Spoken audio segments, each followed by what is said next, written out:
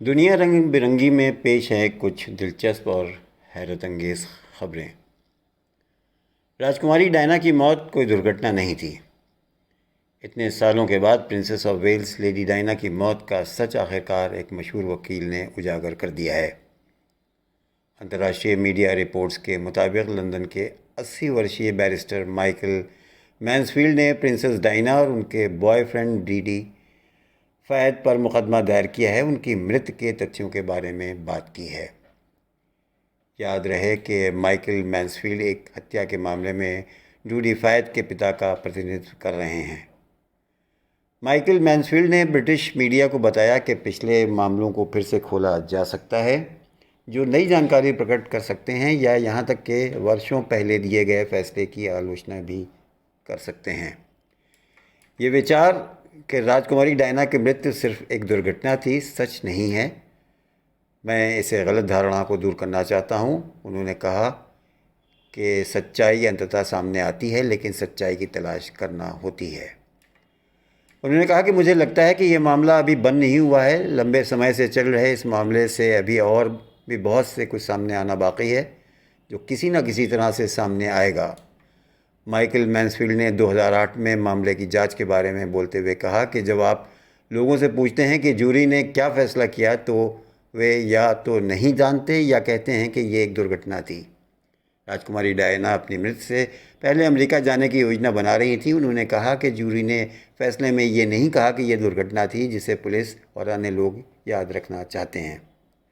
Michael Mansfield ने कहा कि कोरोनर्स ने जूरी के लिए 5 विकल्पों का मसौदा तैयार किया था, जिसमें पहला था हत्याओं के प्रसिद्ध फोटोग्राफर समूह पापाराजी और डायना की कार के ड्राइवर की बेहद लापरवाह ड्राइविंग से जोड़ना। हमने प्रस्तुत किया कि यह सबूतों से साबित नहीं हुआ था कि क्योंकि ब्रिटिश पुलिस ने सभी पापाराजी फोटोग्राफरों को मर्सिडीज़ के पास जाने और सुरंग में प्रवेश करने से रोक दिया था। माइकल मैन्सफील्ड ने कहा कि सवाल अभी भी बने हुए हैं कि क्या ये एक पूर्व नियोजित दुर्घटना थी जिसकी राजकुमारी ने खुद भविष्यवाणी की थी, क्योंकि सुरंग में और लोग थे जहां डायना की कार दुर्घटनाग्रस्त हुई थी। पकौड़े खाने का शौक़ रखने वाले एक ब्रिटिश दंपति ने बच्चे का नाम ही पकौड़ा रख दिया। यूनाइटेड किंगडम में पकौड़े खाने के शौकीन माता पिता ने अपने नवजात का नाम पकौड़ा रखा है। विश्व समाचार एजेंसी के अनुसार British restaurant the capital table में चाय के साथ पकौड़े परोसे जाते हैं। ये रेस्टोरां पाकिस्तानी और भारतीय नागरिकों के बीच काफ़ी लोकप्रिय है, लेकिन स्थानीय नागरिक भी यहाँ पकौड़े खाते हैं। इस रेस्टोरां में नियमित रूप से पकौड़ा खाने आने वाले एक ब्रिटिश जोड़े ने एक बच्चे को जन्म दिया, जिसके बाद इन पकौड़ा प्रेमियों ने अपने नवजात का नाम पकौड़ा रख दिया है।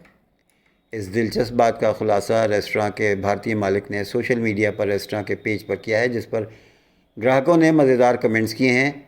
एक ने तो ये लिखा है कि इस बच्चे को अब हर शाम चाय के साथ परोसा जाएगा।